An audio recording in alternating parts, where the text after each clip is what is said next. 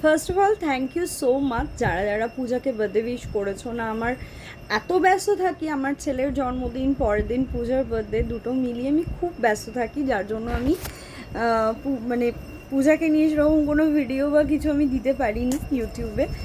আর প্রচুর রান্না করছি, ব্যস্ততার মধ্যে আছি, কিন্তু তাও কালকে রাত্রেবেলায় যখন কিছু জিনিস, কিছু ভিউয়ার্স, কিছু মানুষ, কিছু ফ্যান, তারা যখন পূজাকে উইশ করেছে, তার সাথে যখন প্রীতমের এবং প্রীতমের মায়ের এই জিনিসটা আমায় পাঠিয়েছে, আমি দেখে সত্যি শকড হয়ে গেছি।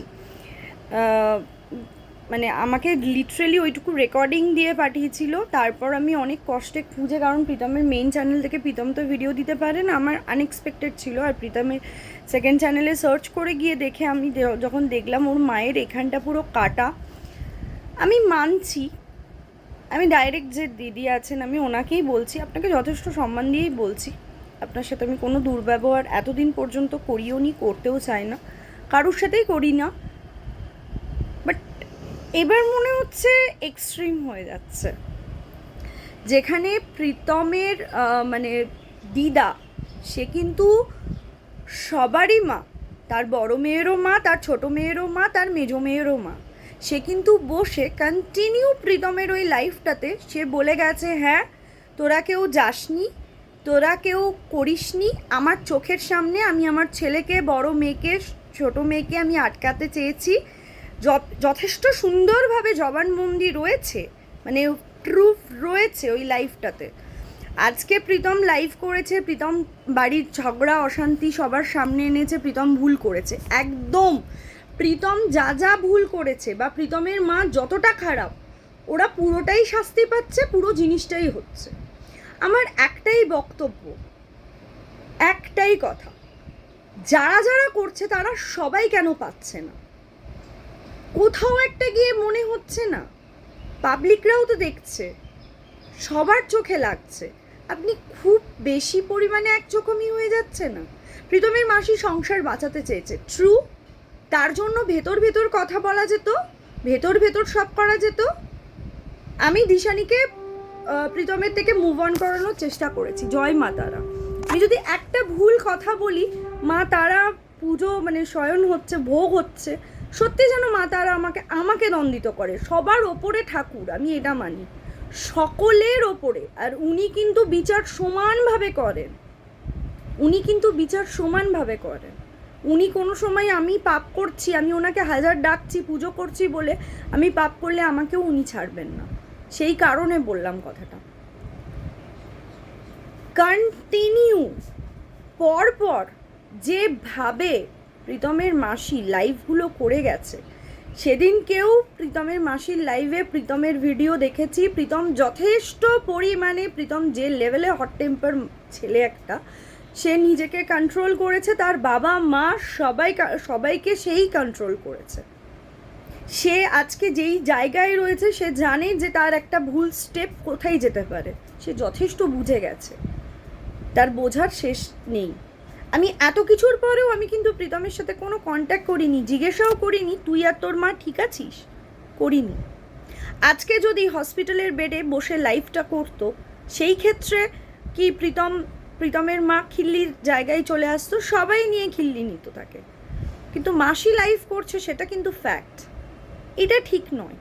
মাসি যতই যাই করুক না কেন, সংসার বাঁচানোর জন্য রিমির সাথে পার্সোনাল কথা বলতে পারে, রিমির মায়ের সাথে কথা বলতে পারে, এগুলো তো লাইভে আনার দরকার নেই। আর আমি যেটুকু জানি, রিমি পছন্দই করে না ওর ব্যাপার সোশ্যাল মিডিয়ায় আসুক, রিমি পছন্দই করে না, এইটুকু করে না। সেদিকে রিমিও লাইভ করছে, রিমির ব্যাপারটা আপনি দেখছেন বলছেন, আমি অপেক্ষায় আছি, আমার ভীষণ ধৈর্য, আমি দেখতে চাই কত দিনে রিমি আর রিমির মায়ের চ্যানেলের কি হয়। সত্যি আমি অসীম ধৈর্য নিয়ে বসে আছি, আমি দেখতে চাই কতদিনে কি হয় না হয়। আপনি বিচার করুন, সমানভাবে বিচার করুন। যথেষ্ট বাজে জিনিস করেছে প্রীতমের দিদা, যে বসে পুরো বয়ামটা দিয়েছে, সেখানে বলেছে আমার বড় মেয়ে মারতে গেছে, আমি আটকাবার চেষ্টা করেছি। আমার কাছে ওইটুকু ক্লিপিংস যদি আসতো আমি খুব খুশি হতাম। এবং আমি যে ভিডিওটা দিয়েছি প্রীতমের ক্লিপিংসের, আমি কিন্তু মনিটাইজেশন অফ করে দিয়েছি, আমি কিন্তু অনও করিনি। আমার চ্যানেল মনিটাইজ আমি সমস্ত ভিডিও রাদার এটাও মনিটাইজেশন অন করেই দেবো, কিন্তু ওটা অন করিনি বিকজ আমি কারুর ক্লিপিংস নিয়ে টাকা ইনকাম করতে চাই না। আমি আমার কথা বলবো, আমার সেটাতে যা হবে হবে। আমার বাচ্চাদের ভিডিও আমি নর্মাল থাকি, আমি এত কন্ট্রোভার্সিতে ঢুকি না, কারণ ঘেন্না করি, সত্যি বলছি ঘেন্না লাগে আমার। কন্ট্রোভার্সি জিনিসটাই এখন ঘেন্নার জায়গায় চলে গেছে। বাট এই জিনিসটা যেটা মাসিরা করেছে, পুরো দিদা পুরো বয়ামে বলেছে ওরা এসেছিল, ওরা মেরেছে, মামা মেরেছে, মাসি, দুই মাসিরা মেরেছে, এবং আর এক মামা, বড় মামা ছোট মামা ছাড়া লালটু মামা বলে যে ছিল, সে নাকি বাঁচাবার চেষ্টা করেছে। পুরো জিনিসটা পুরো সামনে রয়েছে। প্রীতমের মায়ের মুখের গালের এই অংশটা এতটা কাটা। আজকে আমিও একটা মহিলা, আপনিও একটা মহিলা, মুখের মধ্যে যদি ওরকম কিছু হয় খুব গায়ে লাগে, হ্যাঁ কি নেই? কারোর মুখ যদি নষ্ট হয়ে যায়।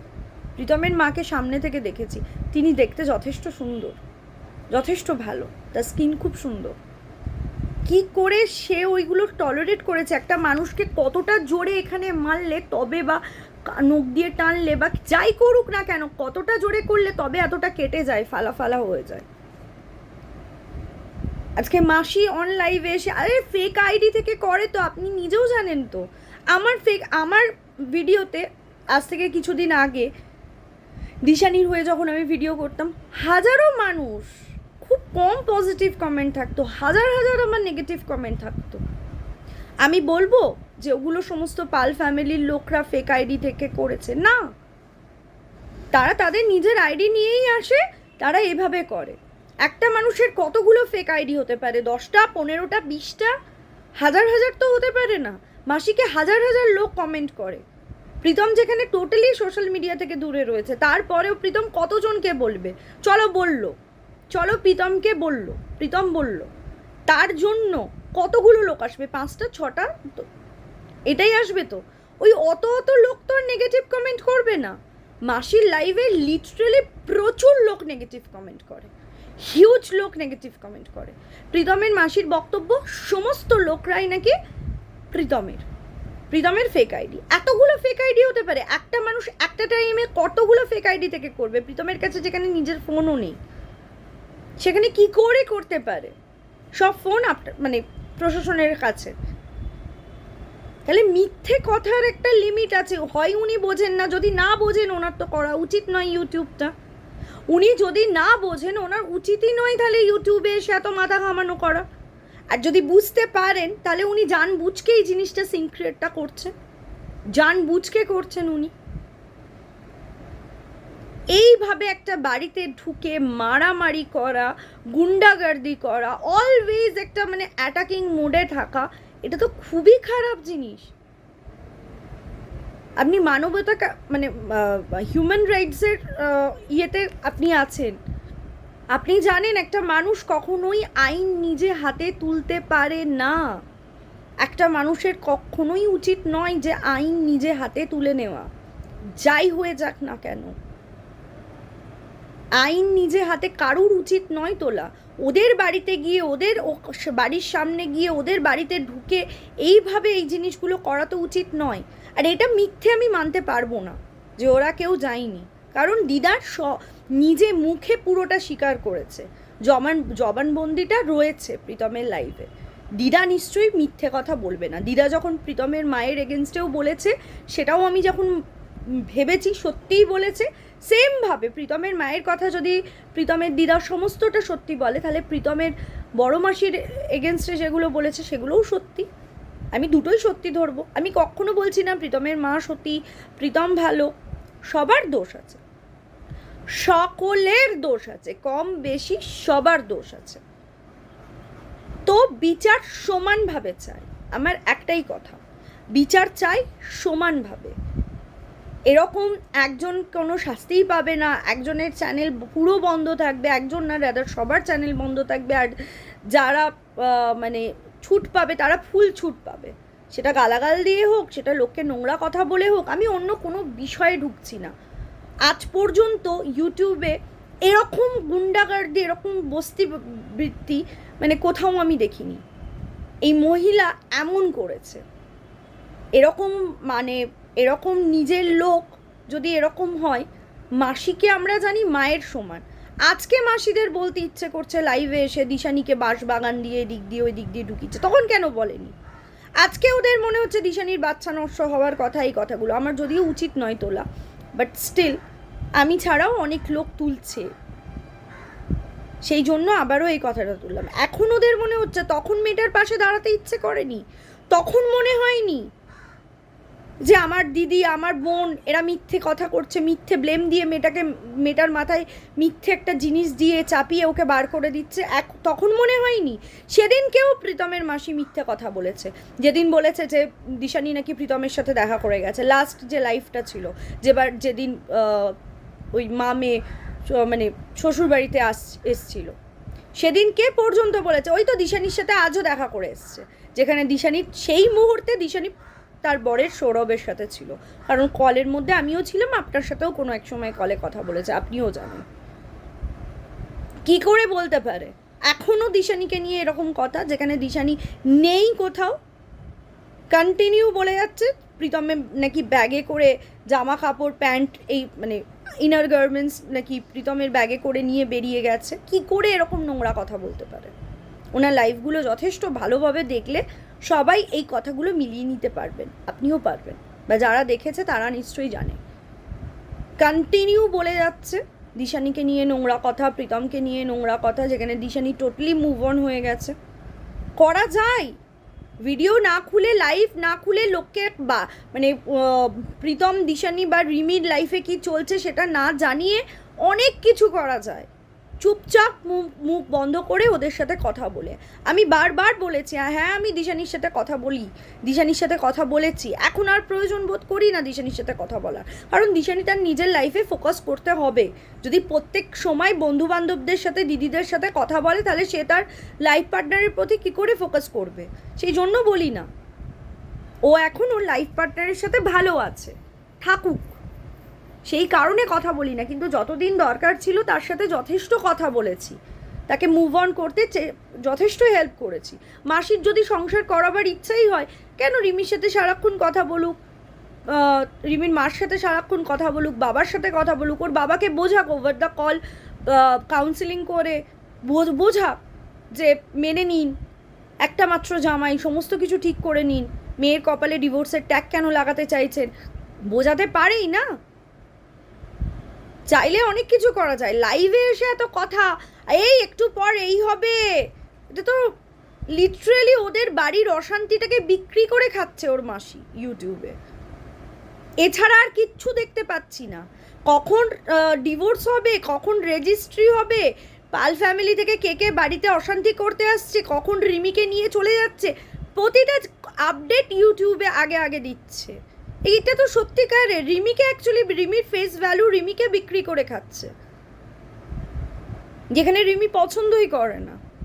এটাকে সংসার জোড়া লাগানো বলে না বাড়ির অশান্তিগুলোকে বিক্রি করা বলে? কারণ দেখতে গেলে ওনাদেরও বাড়ির বউ, ওনাদেরই বাড়ির ছেলে, নিজেদের বাড়ির ছেলে বউকে বিক্রি করছে, যেহেতু প্রীতম বিক্রি করতে পারছে না। প্রীতম যদি বিক্রি করে নিজের বাড়ির কেচ্ছা, সেটাও যেমন খারাপ, উনি মা হিসেবে ছেলের বউয়ের কেচ্ছা, ঝগড়া, অশান্তি, তার শ্বশুরবাড়ির লোকরা আসবে, ডিভোর্স হবে, কি হবে সেটা ইউটিউবে বলা ততটাই অপরাধ। বাড়ির কেচ্ছা তো বলার দরকার নেই, উনি নিজের বৌমা, বাড়িতে এই রান্না হলো, তোমাদের সাথে গল্প, আরে ইগনোর করাই যায়, 10টা মানুষ জিজ্ঞেস করবে, ইগনোর করা যায়। সোশ্যাল মিডিয়ায় এসছি যখন, এটা বোঝা উচিত। এত বড় চ্যানেল, এত ভিউজ হচ্ছে, তার তো আরোই বোঝা উচিত। সে যদি না বোঝে, তার সন্তানরা বুঝিয়ে দেবে। অনেকে আছে, সাহেব আছে একজন ভাই, প্রীতমের একটা ভাই, আমি তার লাইভও দেখেছি। সাহেব বলে একটি ছেলে আছে, প্রীতমের মাস্তুতো ভাই, সে তো লাইভে পুরো বলে দেয় আমি ওদের বিষয়ে নেই, ওই বিষয়ে জিজ্ঞেস করবে না। দুদিন আগেও সাহেব একটা কথা বলেছিল, আমার খুব ভালো লেগেছিল, যে তোমরা কেন আজকে তোমাদের মধ্যে ঝগড়া হচ্ছে, কালকে তোমাদের মধ্যে সব ঠিক হয়ে যাবে, কি করবে ওরা জেনে? আপনার নাম নিয়ে, বা পাল ফ্যামিলির যে মহিলাটা আছে তার নাম নিয়েছে, সমস্ত কিছু করে বলেছে। তখন বলেছে কেউ কিছু করবে না, তোমরা দুদিন পর বোনরা এক হয়ে যাবে, 1 বছর আগেও তোমাদের মধ্যে অশান্তি হয়েছিল। ভীষণ ভালো কথা বলেছে সাহেব। এইরকম করেও জিনিসগুলোকে ইগনোর করা যায়। ইগনোর করতে চাইলে অনেক কিছু ইগনোর করা যায়, আর ইগনোর না করতে যেয়ে অকারণে অশান্তি করা, পায়ে পা দিয়ে, সেটাও করা যায়। মাসি কন্টিনিউ এতদিন ধরে করতে চেয়েছে, কালকেও করেছে এবং তার ফলস্বরূপ পুরোটাই দেখতে পেয়েছি। আর কবিতা কাকিমা যেভাবে কবিতা কাকিমার নাইটি ছেঁড়া হয়েছে বা যেটাই করা হয়েছে না কেন, সেটা যথেষ্ট নোংরা। আর ওইভাবেই ওকে যেতে হবে প্রশাসনের কাছে, কারণ প্রমাণটা দিতে হবে। যদি খুলে ফেলে দেয়, দিয়ে ভালো জামা কাপড় পরে যায়, হবে না। আর ইউটিউবে ওরকম নোংরাভাবে জিনিসগুলো আসলে এমনিতেই ইয়েলো ডলার হয়ে যায়। এটা সকলের জ্ঞানার্থে আমি বলে রাখলাম। অতিরিক্ত ল্যাঙ্গুয়েজ খারাপ করলে, শরীরের অংশ ভুলভালভাবে দেখা গেলে, যেটা কালকে কাকিমার দেখা গেছে, এগুলো হলে ইয়েলো ডলার এমনিই চলে আসে। তো টাকা রোজগার করা যায় না, এটা সকলের জ্ঞানার্থে বললাম। কাকিমাকে যেভাবে দেখা গেছে, মেবি ওটা প্রীতমের ইয়েলো ডলার হয়ে যাওয়ার কথা। আর যদি নাও হয় তাহলে ওর খুব কপালটা ভালো, কিন্তু ওর কপাল আমি যতদূর জানি খুবই খারাপ। পাপ বাপকে ছাড়ে না, পাপ যদি প্রীতমদের না ছাড়ে, পাপ কিন্তু প্রীতমের মাসিদেরও ছাড়বে না। সরি বলতে বাধ্য হলাম, এটা মাসির জন্য রইল কথাটা। আর আমি আশা করব আপনি সমানভাবে সকলের বিচার করবেন, ঠিক যেভাবে পাল ফ্যামিলিদের চ্যানেলটাও আপনি দেখছেন, বাকিটাও আপনি দেখবেন। আর বাকি অন্য কথা ছেড়ে দিন, বললাম না ওই বিষয়ে, আমি কারোর থেকে কিছু আশা করি না। ওপরওয়ালা আছে, ঠিক দেখে নেবে, টাইম সমস্ত কিছু ঠিক করে নেবে। তো যাই হোক, ভিডিওটা আর বড় করলাম না, চলো টাটা, সবাই ভালো থেকো, সুস্থ থেকো। আর আমি যদি কিছু ভুল বলি প্লিজ সবাই ক্ষমা করো, আর আমি যদি ঠিক বলি তাহলে প্লিজ আমাকে সাপোর্ট করে কেউ যদি কিছু ভুল কাজ করে বা ভুল বলে, তাকে গিয়ে অ্যাটলিস্ট তার চোখটা খোলাবার তোমরা চেষ্টা করো, কারণ তোমরা পাবলিক, তোমরা সত্যিই পারবে ঠিকটাকে ঠিক, ভুলটাকে ভুল চোখে আঙুল দিয়ে দেখাতে। ঠিক আছে? আমি যখন মনে হয়েছিল তোমাদের যে আমি ভুল করছি, তখন তোমরা আমাকে অনেক বলেছো, আমি সেটা বুঝেছি। আমি ভুল করছি না, ঠিক করছি টাইম মতো। দিশানি তার নিজের ওয়েতে গিয়ে দিশানি প্রুফ করে দিয়েছে, মানে দিশানির জন্য আমি আজকে বলার জায়গাটা পেয়েছি। দিশানি যদি করতো একই জায়গায় পড়ে থাকতো, তাহলে আমার হয়তো বলার জায়গাটা থাকতো না। আমার এত বড় মুখ করে আমি ভিডিও করতে আর পারতাম না। সো দিশানির জন্যই পেরেছি এই জায়গায় আসতে, আবার মুখ খুলে কিছু বলতে। আর যখন দেখবো খুব বাড়াবাড়ি কিছু হবে, তখন সত্যি বলতে বাধ্য হব, কারণ সমস্ত বাড়াবাড়ির একটা লিমিট আছে, লিমিট ক্রস করা কখনো উচিত নয়। আর এতদিন সত্যি এরকম জিনিসগুলো হতো না, এটা এক্সট্রিম নোংরামি হচ্ছে এখন। চলো, লাভ ইউ অল, সবাই ভালো থেকো, সুস্থ থেকো, টেক কেয়ার। নিজের সম্পর্কের একটা মর্যাদা থাকে, সেই মর্যাদাটাকে উল্লঙ্ঘন করার কেউ চেষ্টা করো না। সম্পর্কের মধ্যে মান সম্মান নিয়ে প্রতিটা সম্পর্কেই থাকে, সেটা লিমিটটা বজায় রাখার সবাই চেষ্টা করো। নাই।